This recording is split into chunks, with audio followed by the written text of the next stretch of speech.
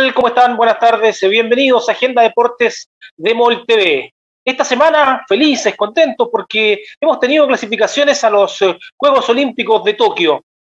Ayer nomás estuvimos en el tenis de mesa a Paulina Vega clasificando, pero el martes la gran alegría llegó de parte de la selección chilena femenina, comandada por supuesto como siempre por Christiane Endler, quien se metió por primera vez haciendo historia, y no es primera vez que hace historia esta selección.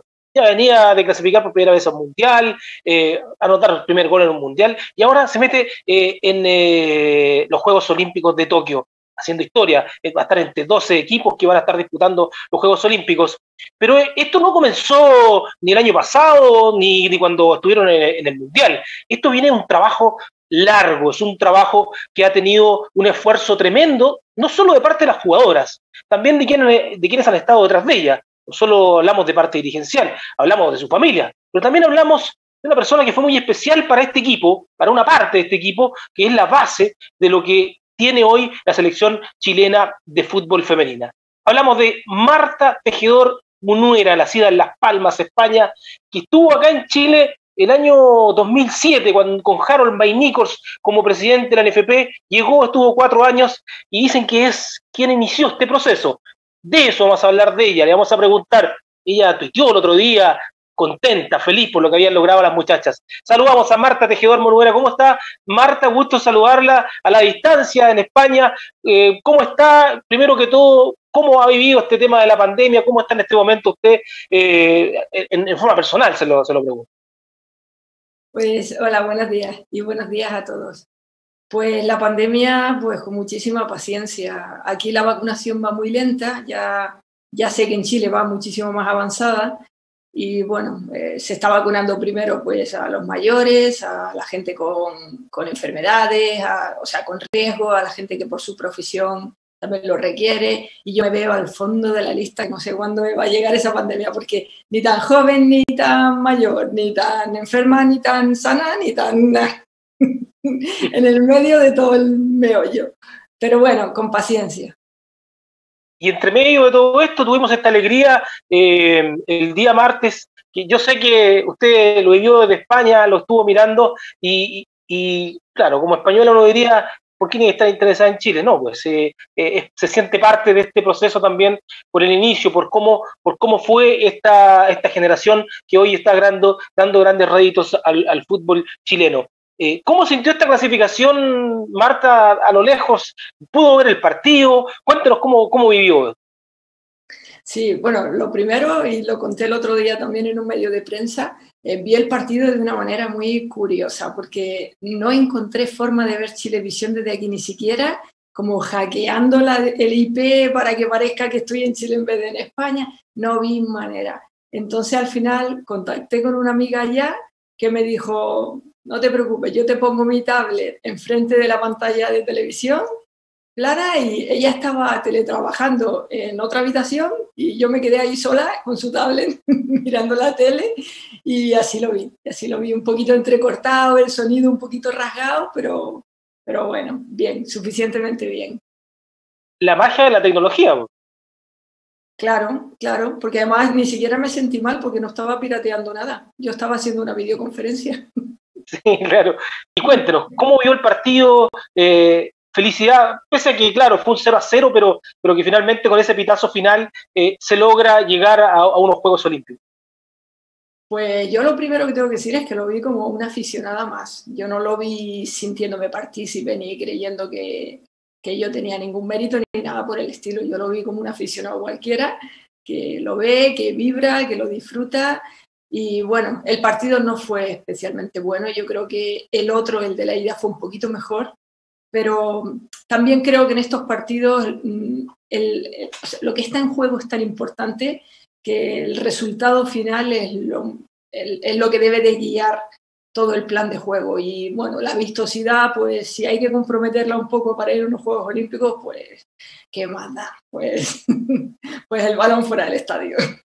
Bueno, y Chile lo consiguió a solo balones detenidos esta clasificación, porque fue en el primer partido cuando clasifica con balones detenidos, que es una forma que le dio resultado, por lo menos en este encuentro, a José Letelier y su equipo. Yo voy a leer el tuit que usted publicó, una vez conseguido esta clasificación, dice, cuidado con los sueños, terminan haciéndose realidades.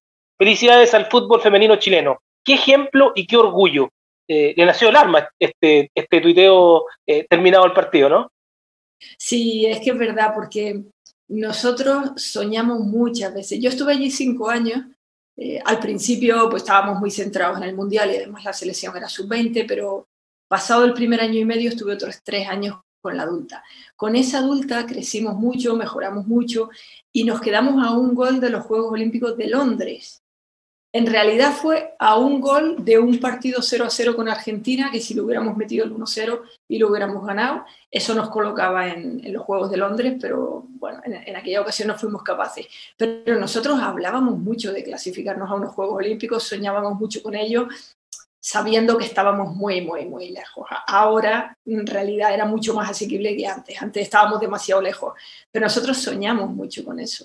Y de hecho, a este tuit que nombraste lo respondió Daniela Pardo y puso algo así como, profe, se nos negó tanto y al fin lo conseguimos, algo así, como enlazando con que llevábamos mucho tiempo detrás de eso. Entonces, claro, pues muy emocionante. ¿Cómo es la relación suya con la jugadora? Pues ahí usted dice que le contesta a Daniela Pardo. ¿Sigue en contacto con aquellas que usted pudo dirigir en esos tiempos cuando estuvo acá en Chile? Sí, en general, siempre tuve buena relación con ellas, eso creo yo.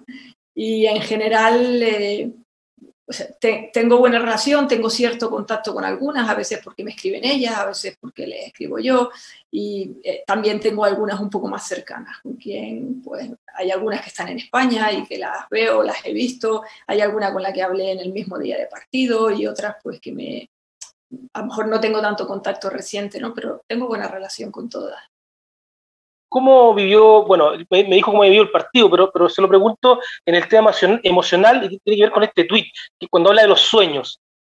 Cuando iba viendo el partido y cuando iba llegando el final del encuentro, fue hacia atrás, empezó a recordar esas niñas, esas niñitas, jóvenes, esas adolescentes algunas, que llegaron en ese momento bajo su mandato como técnica, como entrenadora de Chile, y hoy las veía ahí tan grandes y con esa potestad tremenda de decir, bueno, aquí estamos Chile y estamos a punto de clasificar a unos Juegos Olímpicos. En realidad no es del rato del partido, llevaba muchas semanas dándole vueltas. Y yo creo que desde la Copa América que se ganaron la disputa de este cupo olímpico, era como una puerta abierta a los Juegos Olímpicos, por lo que te conté antes, que nosotros muchas veces soñamos con esos Juegos Olímpicos hace tiempo atrás cuando no los teníamos ni medianamente cerca. Y ahora que estaba tan cerquita, yo decía, es que es ahora cuando Chile entra en los Juegos Olímpicos. Entonces, la verdad es que yo para mí siempre tuve la ilusión y la esperanza de que era así, era que sí. Perfecto. Marta, nos van llegando algunas preguntas, la gente también quiere interactuar.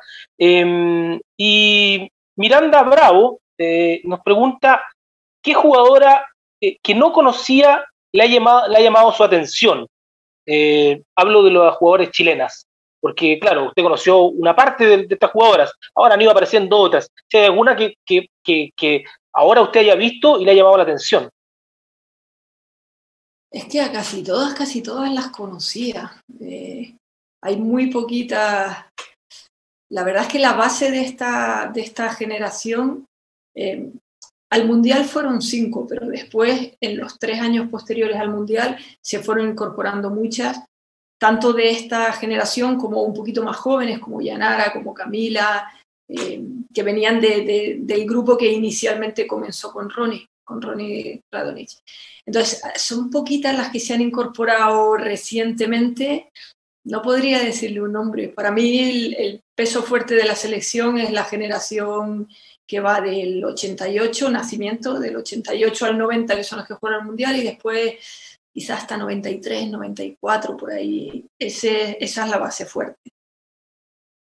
Y cuando uno empieza, bueno, a echar un poco para atrás el cassette y empieza a recorrer todo esto que han pasado estas jugadoras, y se encuentra con el nombre de Marta Tejedor, y que llega a Chile. Yo me recuerdo haberla entrevistado en ese momento y de algunas cosas que conversaba usted y que había que trabajarle a la jugadora chilena, que ya le vamos a preguntar también de eso. Pero yo supongo y me imagino que en ese momento el fútbol chileno femenino era completamente distinto. Y yo, bueno, tengo que decirlo porque también estuve haciendo algún reporteo también cuando ustedes entrenaban allá en las canchas de Quilín, por ejemplo. Eh, ¿Qué usted ha sabido que ha cambiado? ¿Cómo era en ese momento entrenar para la selección chilena? Porque he leído algunas declaraciones suyas donde dice que era terrible no solo para las jugadoras, sino que lo poco que tenían en ese momento también para poder entrenar. A ver, no sé si lo he dicho así tal cual. Yo creo que, a ver, las jugadoras eran muy principiantes, el ambiente era muy principiante en los clubes, en la liga, en las jugadoras, pues eran estudiantes que les gustaba un poco el fútbol y que un par de veces en semana pues entrenaban con sus equipos, los equipos no ponían demasiado, no eran los equipos semiprofesionalizados o profesionalizados que hay ahora, ni siquiera eran los equipos de primera división prestando la camiseta, eran equipos con nombres que no tenían vinculación al fútbol profesional, ¿no? La gran mayoría. Y eso, eran muy principiantes. Pero yo no siento que nos faltaran muchos recursos. De hecho, yo llegué para trabajar para el Mundial y creo que los recursos que se pusieron fueron buenos. Estaba Harold May Nichols, que yo creo que si hay un nombre que hay que recordar en este momento es el suyo, porque creo que fue en su cerebro donde se encendió la luz de voy a apostar por el fútbol femenino, voy a postular para un mundial, para un campeonato del mundo. Yo creo que todos los chilenos dijeron, ¿qué? ¿Cómo? un campeonato, pero si no tenemos equipo. Pero yo creo que el gran soñador de todo esto fue Harold, que dijo, yo voy a explotar el fútbol femenino aquí. Y yo creo que recursos sí que hubo en la etapa del mundial. Luego fueron bajando las cosas un poquito, también lógicamente, y con la salida de Harold ya sí que hubo ahí un vacío de medios de trabajo, pero yo tampoco puedo decir mucho porque se marchó Harold y al poco tiempo yo también marché. ¿Cuáles eran los principales problemas que había en ese momento? Porque habla usted del sacrificio de las muchachas, el sacrificio de las jugadoras. Leía que incluso decía usted que bueno, tenían que entrenar 7 horas al día, algunas se levantaban muy temprano a estudiar, otras trabajaban. ¿Cuál era el sacrificio mayor que veía usted en ese momento de estas jugadoras, algunas que hoy ya son profesionales del fútbol, pero en ese momento, como usted dice, era algo que estaba recién partiendo, estaba recién iniciando, muy amateur? O sea, estaban haciendo casi de la nada esta selección. Claro. Bueno, yo llegué a Chile en junio del 2007 y el Campeonato del Mundo era en diciembre del 2008. Teníamos año y medio. Cuando yo llegué, mi primera impresión fue, esto parece deporte de colegio. O sea, como recreativo, como cuando los niños se quedan una hora más a fútbol después de las clases, ¿no? Me parecía totalmente recreativo. Lo miraba como, Dios santo, ¿cómo vamos a ir a un campeonato del mundo así? Entonces, tuvimos que forzar mucho la máquina, digamos, para conseguir muchísima evolución. Hubo muchas giras internacionales. Al par de semanas de estar yo allí, ya nos mandaron para Europa y encadenamos 3 torneos seguidos, estuvimos 3 semanas. Por eso digo que falta de medios tampoco me identifico, por lo menos al principio. Y pues eso, hubo un acelerón, un forzar la máquina para tratar de sacar de aquellas chiquillas pues tan principiantes un equipo que por lo menos defendiera la cara un poco en un campeonato del mundo. Yo recuerdo que cuando terminó el campeonato del mundo me reuní con Juan Carlos Berliner, que era entonces el gerente de selecciones, le entregué el típico informe pues del periodo de trabajo, ¿no? El completo, como 100 páginas de informe, y a la semana o así fui a su despacho y le pregunté, ¿lo leíste? Y me dijo, lo leí. Y le dije, ¿y qué te pareció? Y él me dijo, demasiado trabajo para los resultados, porque nosotros perdimos 3 partidos. Demasiado trabajo para los resultados del Mundial. Y yo le dije, los resultados van a venir después. Porque estas chicas no estaban maduras para el campeonato. El campeonato del mundo las arrolló porque no estaban preparadas para eso. Bastante que lo defendieron, ¿no? Entonces, claro, este es un proceso de madurez que necesita trabajo y trabajo bien hecho y necesita tiempo. Y entonces, bueno, yo encuentro lógico que el gran cambio haya venido posteriormente. Cuando usted dice, esto parece un equipo de colegio, una cosa recreativa, ¿lo dice por el nivel futbolístico que había en ese momento? Lo digo por todo, por el nivel futbolístico, por los conocimientos que ellas tenían del fútbol, por intentar dar una charla y ver que estaban totalmente perdidas, por, digamos, la vida de deportista. Ellas no sabían cómo alimentarse, cómo la nutrición de un deportista, cómo tiene que ser. La propia NFP no sabía muy bien cómo orientar ese proceso, ¿no? Para darles lo mejor. Todo se estaba un poco constituyendo y yo creo que si en ese momento tú le hubieras preguntado a cualquiera de ellas, ¿te ves en unos Juegos Olímpicos o te ves como están ahora la mitad del equipo jugando profesional en el extranjero? Que hay jugadoras en Suecia, hay jugadoras en Francia, hay jugadoras en España. O sea, ¿te ves? Yo creo que te hubieran mirado con los ojos redondos, así como diciendo, esta tipa se drogó, porque estaban demasiado lejos. ¿Y cómo fue reclutando usted a estas jugadoras? ¿Se recuerda cómo fue? Porque usted decía, no había nada, partimos de la nada. Igual habían equipos que trataban de competir, pero era competencia amateur. ¿Cómo fue encontrándose con Christian Ender, con todas las muchachas que finalmente terminan siendo la base de este equipo? Pues cuando yo llegué ya había una selección. Entonces cuando yo llegué, la primera semana o así que estuve antes de empezar a dirigir, ¿no? Con el silbato en mano, estuve viendo cómo entrenaban ellas. Y pues, ahí estaban varias de las que luego se quedaron. Ahí estaba Karen, ahí estaba Pardo, estaba Zamora, estaba Panchita. Cristiane no, Cristiane vino unos meses después. Entonces ya había un grupo y es lo que yo digo, que era muy, muy amateur. Luego pues reclutamos pues de ver partidos de los clubes, de hacer convocatorias masivas, de hacer giras de búsqueda de talentos por el país. Buscamos mucho en el extranjero también. De hecho trajimos para el Mundial jugadoras de Estados Unidos. Cada vez que viajábamos a alguna parte aprovechábamos para hacer alguna captación, porque chilenos hay en todas partes. Y yo creo además que te bajas del avión y aparecen los chilenos. Yo no sé cómo se enteran. Y entonces siempre a donde íbamos también aprovechábamos para ver si había alguna chica y un poco pues eso, desplegando pues todos los recursos que teníamos. Perfecto. Y usted lo dice, trabajado muy bien con Harold McNichols, pero luego que se va Harold, esto se para. Bueno, y lo han dicho las jugadoras también, después que se va Harold, se pierden muchos años de trabajo en el fútbol chileno. Y quizás no es por Ronnie Raonic, que vino después de usted, nada, sino que tiene que ver con cómo se trabajó el fútbol chileno en ese tiempo. Usted sale justo cuando, bueno, después de la llegada de Sergio Jadue. ¿Usted alcanzó a conocer a Jadue? ¿Alcanzó a conversar con él? ¿Le dijo algo Jadue? Sí, lo conocimos todas bastante bien, porque antes, cuando todavía era Harold presidente, Sergio Jadue nos acompañó como directivo que nos representaba, ¿no? o a la delegación, nos acompañó a un torneo en Costa Rica, que fueron pues a lo mejor 12 días o 15 días que estuvimos conviviendo con él. Y ahí él se enamoró del fútbol femenino, se encandiló un poco y montó su equipo en La Calera, que no tenía equipo, ¿no? Entonces, él conocía el fútbol femenino y tenía, o sea, y lo había vivido desde cerca y nos conocíamos. Yo he conversado muchas veces por teléfono con él. Ya después no sé decir lo que pasó, porque yo no estaba. Las cosas se torcieron, pero no podría explicar los motivos. ¿Y a usted, quién le dice que tiene que salir de la selección? ¿No es el propio Sergio Jadue? No.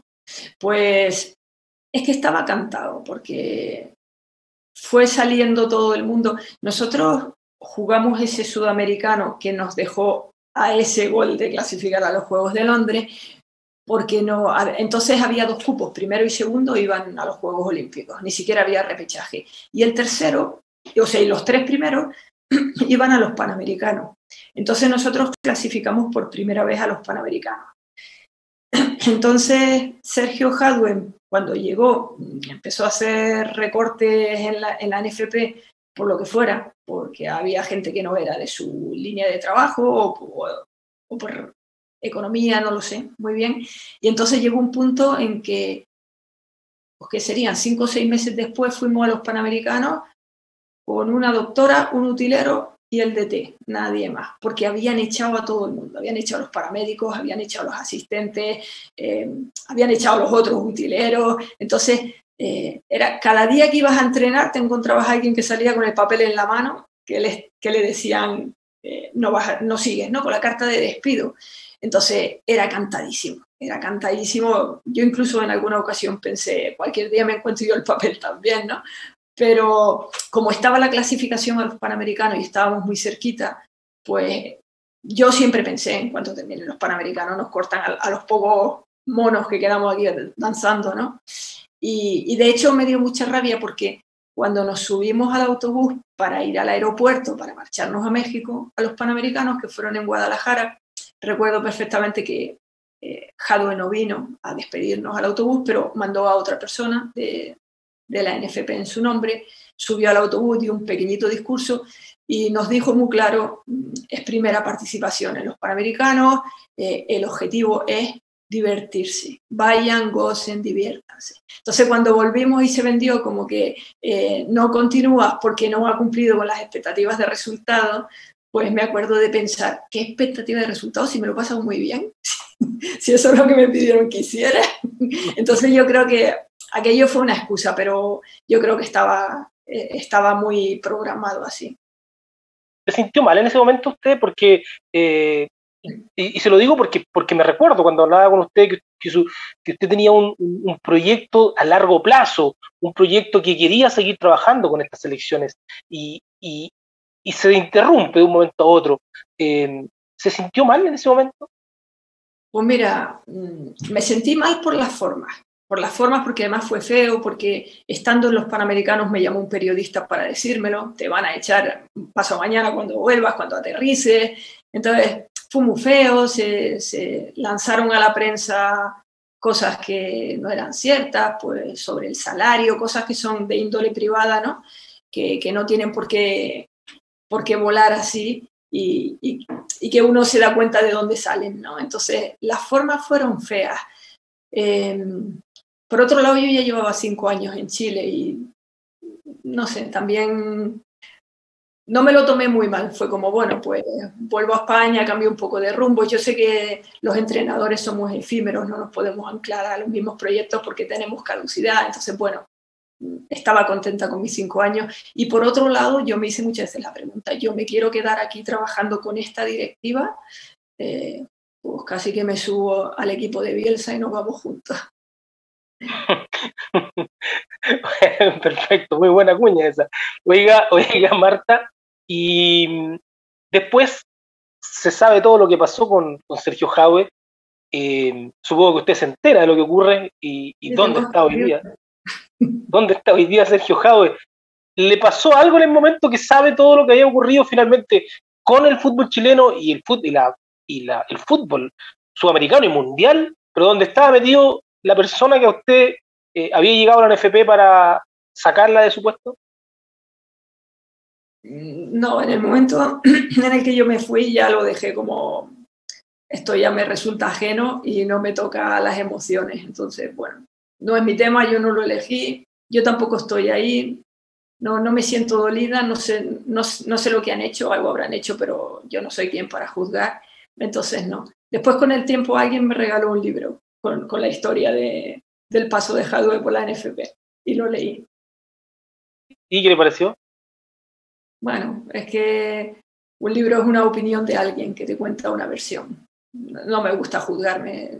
Habría que conocer muchas versiones para hacerse la idea completa.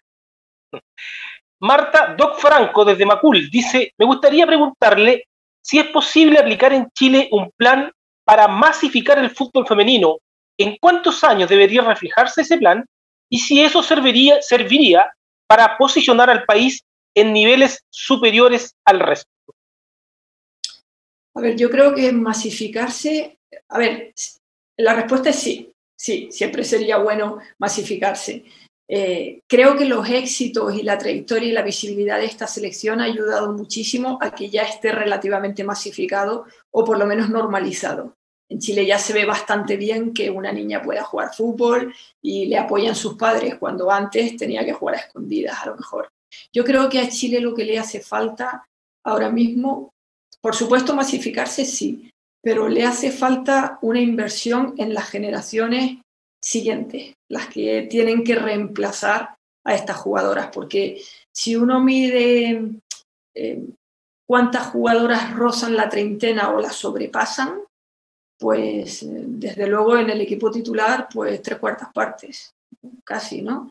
Entonces la pregunta es, ¿dónde está la siguiente Tiane? ¿O quién va a reemplazar pues a todas estas jugadoras? Entonces yo siempre digo que esta generación es hija del trabajo, porque es una generación que está donde está por todo lo que ha trabajado. Entonces las generaciones que vienen detrás no han tenido esas posibilidades, por lo tanto o lo compensan con muchísimo talento o no tienen los medios para subir tan alto. Yo lo veo difícil que las generaciones siguientes, las que ahora tienen 20 y pocos, las que son ahora sub-17 y sub-20, tengan dentro de 3 o 4 años la capacidad para suplir a estas. Creo que va a haber un vacío en medio. Y estamos en el mismo problema que en la roja masculina, porque está ocurriendo lo mismo, pero a nosotros le hemos preguntado a muchos sobre el tema de quiénes van a reemplazar a Alexis Sánchez, a Vidal. En este caso, ¿cómo cree usted, Marta, con su conocimiento, con su trayectoria, con todo lo que trae detrás, lo que ha trabajado en el fútbol femenino, cómo cree que debería hoy tomarse eso, el buscar el recambio? Usted ya dice, ya la sub-20 ya quizás no va a dar, va a haber un vacío. Entonces, ¿qué? Hay que empezar a trabajar en los colegios, hay que empezar a trabajar en esa búsqueda que hizo usted por todo el país. ¿Cómo debe ser ese proceso para encontrar a estas nuevas figuras? Ya, yo creo que va a haber un vacío, lo que no quiere decir que no haya alguna chica que sí puede estar ahí, pero creo que no hay el número suficiente de jugadoras de tanto desarrollo futbolístico o tanta calidad futbolística como para que haya un cambio generacional y no se note. De hecho, es que la selección masculina es contemporánea con la femenina ahora mismo, porque eran la sub-20 cuando yo llegué ahí a preparar la sub-20. O sea, son la misma generación, de posiblemente la misma edad. Bueno, yo creo que no hay una solución única, pero desde luego si las niñas empiezan más temprano y son sometidas entre comillas, o disfrutan de un proceso de desarrollo bien planificado, acorde, ¿no? Acorde a su condición de niñas también. Como infancia me refiero, no como niñas que sean femeninas, sino acorde a su desarrollo infantil, con competiciones, con oportunidades, y eso sucede en muchas provincias, no solo en Santiago, y de ahí sale una gran masa de practicantes. Seguro que ahí puedes encontrar talentos para desarrollar una selección. Es cuestión de trabajo, pues eso, ir a buscar el talento o crear tus centros regionales, digamos, de alto rendimiento. Es cuestión de tener un cuerpo técnico, hacer un seguimiento, digamos, desarrollar un proyecto, idear un proyecto y ponerlo en práctica. Ramón Sañartu dice, si usted cree que varias de estas muchachas se han inspirado en usted para jugar al fútbol, hablando de quizás de las que usted dirigió, porque usted las inició en esto del proceso de la selección. Yo creo que inspirarse en mí para jugar al fútbol no, porque no creo que me hayan visto nunca jugar al fútbol, o muy poco. Sé que alguna se ha inspirado para estudiar la carrera de entrenadora, lo cual alguna me ha escrito, profe, estoy siguiendo sus pasos, ya me saqué esta titulación y tal, y me hace muchísima ilusión, ¿no? Y me hace mucha ilusión que ellas lo recuerden con cariño o como un ejemplo, pero no, como futbolista seguro que no. Yendo al tema que usted dice de esto de las nuevas generaciones, de cómo buscar el recambio, me recuerdo que en su momento usted, una de las críticas constructivas que se tome, que le hacía al equipo, a lo que había en ese momento, la materia prima que tenía Chile, era el tema físico, que había que trabajarlo mucho. Que había que trabajar mucho el tema alimentación y tema físico de las jugadoras chilenas, porque en su momento era años luz de lo que pasaba incluso con equipos a nivel sudamericano. ¿Usted cree que eso ha cambiado? ¿Y cuáles son, cree usted, hoy día las principales virtudes de las seleccionadas chilenas o de las jugadoras chilenas respecto al resto? Porque hoy día, claro, uno ve, juega con equipos europeos o Estados Unidos, que son las principales potencias, y uno ve que físicamente están por sobre el biotipo chileno. y eso no hay cómo cambiarlo. Pero Chile podría aprovechar otras cosas como, por ejemplo, para mejorar y poder, no sé, uno ve de repente jugar a los asiáticos jugando de una manera y que le complican a los europeos, por ejemplo. ¿Podría Chile, o cuáles son las virtudes de las jugadoras chilenas que podrían sacarle más potencial para enfrentar a estas grandes potencias? Sí, es que yo creo que has dicho muchas cosas con las que estoy de acuerdo. Al principio había mucho problema de condición física, pero también mucho problema de biotipo. Evidentemente la genética es la genética y tú no la puedes cambiar. Entonces, genéticamente la jugadora latina suele ser más bajita y eso pues es difícil que te vayas a encontrar al promedio de Chile rondando los 2 metros, porque de hecho Chile fue una de las selecciones de menos promedio de estatura en el Mundial. Si no recuerdo mal, era la tercera o cuarta más bajita del Mundial. Entonces, es así. Ahora, con esa genética tú tienes que optimizar lo máximo posible. Lo que no puede ser es, no sé, bajita, gordita, grasienta, por poner un ejemplo, que me estoy pasando, pero por poner un ejemplo cómico. Entonces, claro, pues a lo mejor mides 1,62, pero tu porcentaje, tu composición muscular tiene que ser óptima, tu desarrollo muscular tiene que ser bueno y tienes que ir lo mejor posible. Ahora, el físico no es todo en el fútbol, como bien dices. Y es verdad que selecciones asiáticas, por ejemplo Japón, son bastante parecidas de estatura a las chilenas y sin embargo tienen una técnica, mueven el balón a una velocidad, piensan a una velocidad, porque al final la parte física es importante, es más importante cuanto más se decanta el partido hacia un duelo físico, pero al final también puede correr mucho la pelota y no tanto la jugadora. Véase Iniesta, Messi y compañía, ¿no? Que son jugadores pequeñitos, pero muy inteligentes y que utilizan... El fútbol es tan rico que tiene 1000 versiones, muchas versiones. Tú tienes que asegurarte que tu equipo está jugando a su mejor versión. Sergio Reitman nos manda un mensaje y también pregunta. Dice, le agradezco enormemente a la profesora Marta Tejedor haber venido al fin del mundo y desarrollar un trabajo tan profesional y abnegado donde en ese minuto no había nada, dice, pero supo arreglárselas con lo que tenía a mano. Saludo, que siga adelante con su carrera profesional y en Chile le recordamos como una gran profesional. Mi pregunta sería la siguiente, ¿cuánto ha influido Marcelo Bielsa en su carrera desde que lo conoció cuando éste dirigía a la selección chilena? Uf.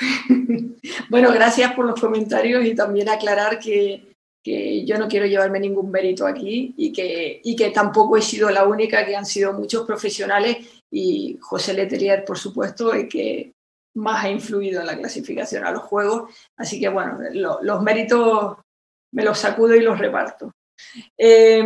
¿Cuánto ha influido Bielsa? Pues no sabría decir cuánto. Yo soy muy bielsista, me gusta mucho. De hecho, cuando entrenaba en Birmingham, cuyo equipo masculino está en segunda, él vino con el Leeds y estuvimos juntos allá. Y bueno, estuvimos charlando un rato, siempre he sido muy bielsista, pero no sé, es que él está a otro nivel. O sea, a lo mejor yo he podido captar alguna idea de él, algún ejemplo de él, pero vamos, es que yo a él lo veo a un nivel estratosférico. Ya me gustaría, pero no tengo mucho de Bielsa, creo. Pero hay una relación más allá de esto de encontrarse en una cancha, o sea, porque acá lograron convivir, o sea, por lo menos en selecciones, en Chile. No sé, ¿conversan o solamente ahí cuando se encuentran? Yo sé que Bielsa es una persona especial, no es cualquier técnico que usted pueda quizás llamarlo a cualquier hora, pero sí le pregunto, más allá de esa relación que quedó en algún momento cuando estuvo acá en Chile, ¿han logrado conversar más allá? ¿Logran como traspasar conocimientos? A ver, estando en Chile conversamos más y con más frecuencia. De hecho, él cuando llegó a Chile, pues a la semana así de llegar, me llamó para invitarme a cenar. En plan de, somos los dos extranjeros, acabamos de aterrizar, porque es que yo llegué creo que unas semanas antes que él, pero nunca hicimos esa cena, porque yo partí al día siguiente a esta gira a Europa que te conté antes. Entonces, no sé, partíamos de madrugada, le dije cuando volvamos y después nunca coincidimos y nunca la hicimos. Cosa que ahora lamento muchísimo. En aquel momento no me di tanta cuenta de cuánto me hubiera gustado. o capaz no hablábamos de nada y nos mirábamos nomás, no sé. Bueno, pero luego se dio la circunstancia, sobre todo en el último año, que compartíamos un técnico. Mi preparador físico era su preparador de arqueros. Entonces ahí también tuvimos nuestro rifirrafe, porque yo tenía viaje, me lo quería llevar, pero él quería que se quedara, pero yo le decía, claro, es que si el fútbol masculino no apoya al femenino, entonces ahí tuvimos nuestros tira y afloja, pero bien, y Bielsa habla mucho, una conversación de teléfono con Bielsa da para unas cuantas buenas horas, pero, ¿Sí? pero bueno, sí, pero fuera de eso... No, si tenemos una relación así como de amigos que nos escribamos, oye, ¿qué tal te va la vida? No, eso no. Perfecto, perfecto. Marta, eh, cuando usted acaba hace un rato de nombrar, dice, Christian Elder no estaba en este primer puñado de jugadoras que encontré yo. ¿Cómo aparece Christian Endler? ¿Cómo la lleva a la selección? ¿De dónde llega esta arquera que hoy se ha convertido en, no sé si la mejor, porque eso ya es un poco subjetivo, pero una de las mejores porteras del mundo? Pues, a ver, cuando yo llegué ya había una selección, como os conté, yo la cogí tal cual estaba y después fui incorporando gente, sacando gente. Y pues, esto fue en junio del 2007. En enero del 2008 se jugó el Sudamericano Sub-17 en Chile. Entonces, pues, que sería a lo mejor 2 o 3 meses antes, porque antes los procesos eran así, muy cortitos, se convocó a una sub-17. Entonces, ahí se estuvo mirando niñas más jóvenes. Y Cristiane jugaba de delantera en un equipo de la parte oriente de Las Condes, de ahí, sí, de la zona de Las Condes, que se llamaba Santiago Oriente, que estoy yo mezclando nombres ahora. Entonces, era muy alta, pero era delantera. Yo no recuerdo muy bien, yo creo que sí, que las primeras veces que vino Aquilín a probarse, vino como delantera. Pero Marco Cornés era el preparador de porteros de la sub-20. Pero como se montó aquella sub-17, pues, y además como las porteras son 2 o 3 en cada equipo, pues se juntó, ¿no? Y atendió a las dos selecciones, a la 17 y a la 20. Y entonces Marcos la llamaba como, no sé, la grandona, algo así. Decía, oye, ¿y esa grandona no podría ser portera? Entonces, o arquera. Entonces nosotros decíamos, que no, Marco, que no, que es delantera. Y él decía, pero es que yo a esa chica la veo de portera. Entonces fue él, y a mí, es que Marco Cornés además es tan gracioso, se le ocurren esas ideas tan locas que nosotros creíamos que estábamos de risa. Nosotros pensábamos que nos estaba vacilando, ¿no? O yo por lo menos pensaba que nos estaba vacilando, entonces le reíamos la gracia. Hasta que un día dijo, no, es que yo le voy a decir a la altota que sea portera. Y efectivamente se lo dijo, la puso al arco, la tuvo entrenando, no lo sé, ahí Cristian lo dirá mejor, pero la tuvo entrenando un tiempo y los dos se acomodaron muy bien y descubrieron que realmente ella tenía mucho talento y además le gustaba ser arquera.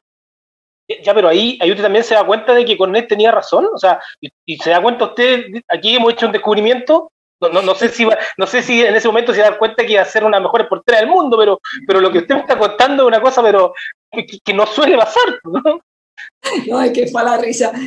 Es que, a ver, es para que veas en qué situación estaba el fútbol femenino entonces. ¿Tú te imaginas a Bielsa, una selección masculina, que te convoca a un chico de delantero y lo termina poniendo de portero porque al otro se le ocurre una gracia?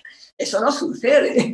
Pero en todo caso yo era bastante ajena porque este grupo de chicas eran para la sub-17, no eran para mí, no eran mías, ¿no? Entonces yo pues le reía la gracia un poco y decía, pues yo que sé, haz lo que quieras, pues ¿qué vas a perder? Pregúntale, ¿no? Y sobre todo pregúntale a Ronnie, que es el entrenador que la ha convocado. Y al tiempillo empezó él a decir, oye, pues es muy buena, pues tal, pues, y ya pues la fuimos viendo, ¿no? Hacíamos ejercicios de tiros, partidos, tal, y era como, oye, pues va a tener razón Marco, que sí que va bien, que sí que es portera. Y de hecho terminó jugando el Mundial siendo ella más pequeña, porque el Mundial o sea, nacimiento 88, 89, 90, y ella era nacida en 91. Era otra generación más chica, pero terminó jugando de titular en el Mundial.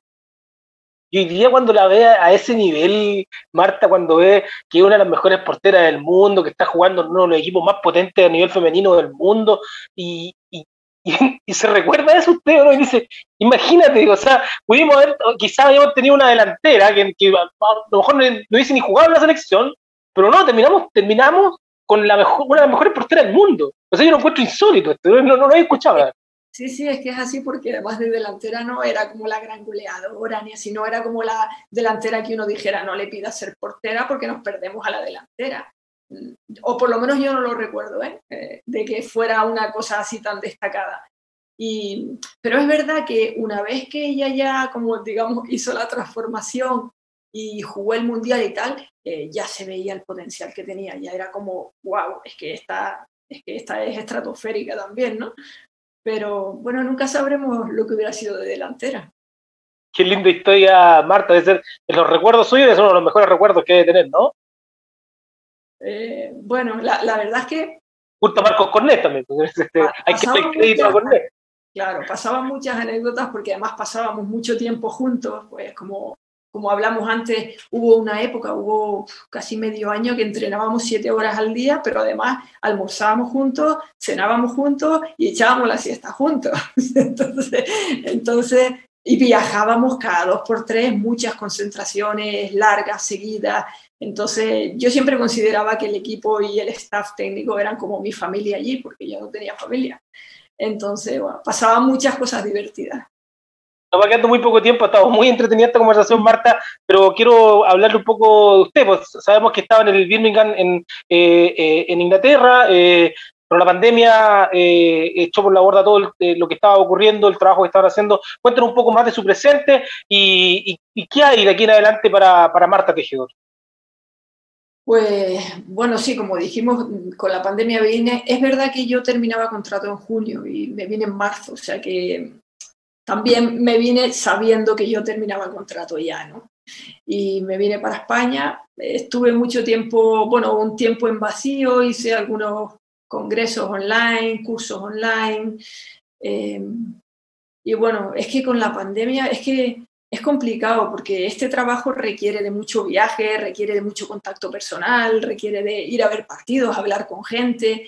Y claro, en una situación de pandemia donde te están diciendo que no toques, que no te acerques a un metro, y todo lo que lleva la pandemia de lo que realmente yo creo que no sabemos todavía sobre el virus y cómo funciona, porque no nos podemos explicar por qué unos caen, otros no, porque en un matrimonio que convive juntos uno lo coge y el otro no.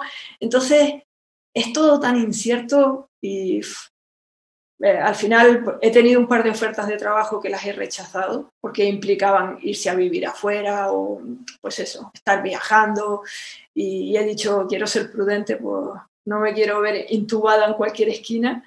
Entonces, realmente vivimos unos tiempos un poco inciertos. Pero bueno, de momento tengo algún proyectillo online, con FIFA estamos otra vez reavivando un grupo de expertos para el desarrollo del fútbol femenino y voy a participar también.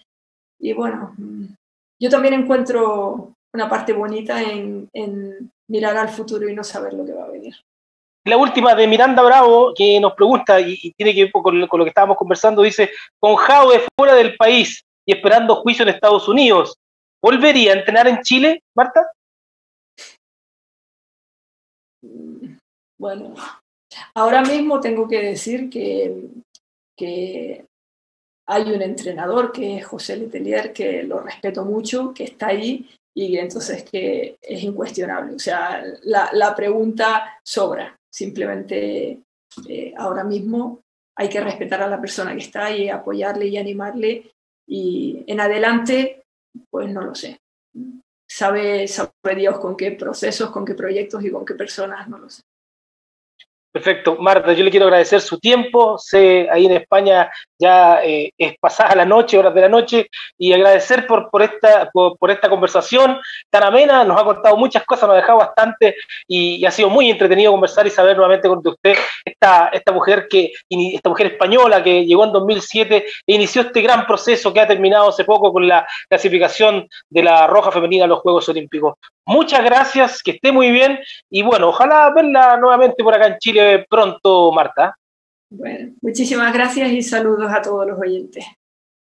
La conversación junto a Marta Tejedor, entrenadora española, que tiene una partecita, aunque ella no lo quiera, aunque ella dice no, trata de decir que no, pero tiene una partecita de esta clasificación de Chile a los Juegos Olímpicos. Por su sintonía, muchas gracias, sigan el www.mol.com.